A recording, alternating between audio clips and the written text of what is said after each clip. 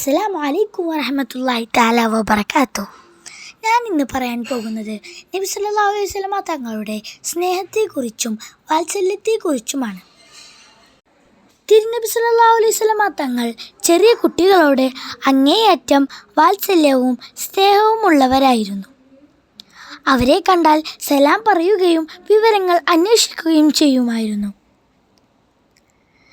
നബി സല്ലല്ലാഹു അലൈഹി വസല്ലമ തങ്ങൾ ഒരിക്കൽ അലി റളിയല്ലാഹു അൻഹുവിൻ്റെ മകൻ ഹസൻ റളിയല്ലാഹു അൻഹുവിനെ ചുംബിച്ചു. അപ്പോൾ നബി സല്ലല്ലാഹു അലൈഹി വസല്ലമ തങ്ങളുടെ അടുക്കൽ അഖ്റ ബിനു ഹാബിസ് അത്തമീമി ഇരിപ്പുണ്ടായിരുന്നു. അയാൾ പറഞ്ഞു, എനിക്ക് 10 മക്കളുണ്ട്. ഞാൻ അവരിൽ ഒരാളെയും ഇതുവരെ ചുംബിച്ചിട്ടില്ല.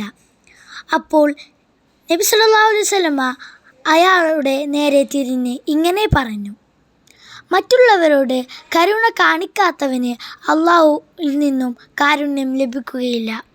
നമ്മളെല്ലാവരും കുട്ടികളോട് സ്നേഹമുള്ളവരാവണം. അസ്സലാമു അലൈക്കും വറഹ്മത്തുള്ളാഹി.